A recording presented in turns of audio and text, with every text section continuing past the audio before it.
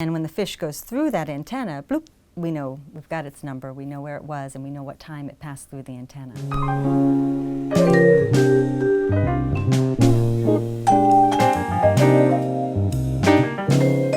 We've been using pit tags, which are passive integrative transponder tags. It looks about the size of a Tylenol, and you inject that into the animals. It's kind of like Easy Pass. If you have Easy Pass on your vehicles and you go through the Easy Pass, bloop, it knows you've been there, it knows where you are, and it sends you a bill. With the fish antenna arrays, we have the antennas set up in the river, all along the river.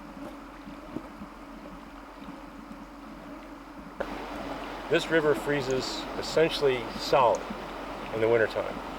So the fish could not stay, and in fact we've documented that they don't stay. They migrate in mid to late August. They migrate upstream about 20 to 25 kilometers upstream into a headwater lake where they overwinter.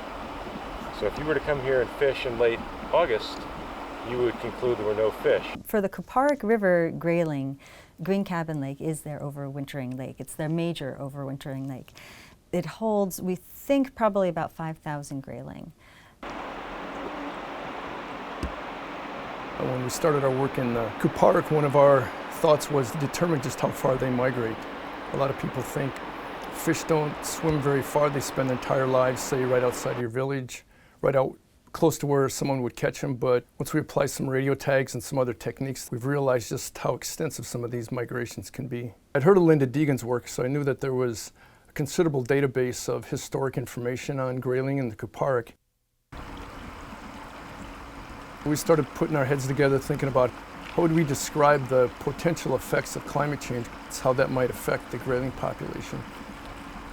In the context of grayling being an indicator species of other drying trends that could occur on the North Slope with other species.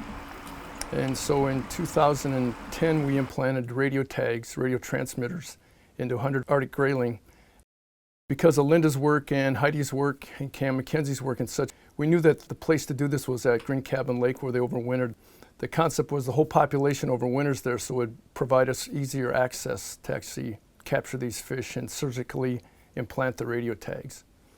We had to implant the tags in the fall and let the fish overwinter with the tag inside of them so that we could follow their movements the following spring. The pit tags are always active because it's actually the antenna that's doing the reading. It's different from the work that Jeff is doing with the radio transmitter tags. Those have a battery in them, and the tag itself is doing the transmitting, whereas the pit tag doesn't have any battery. It's just a coated wire tag, and when it goes through the antenna, it's the antenna that's picking up the tag. The interesting thing is the grayling and the Kuparic know to migrate upstream. There are fish in other rivers and streams that will go downstream to springs that have flowing water all winter long.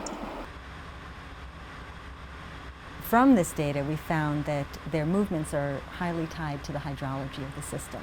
So in the spring, they move out, they spawn, but in the fall, their movement back into the headwater lake is really tied toward, first, we think probably some trigger-like photoperiod, and then river hydrology. So when it rains, those flood events trigger movement and they move up to the lake.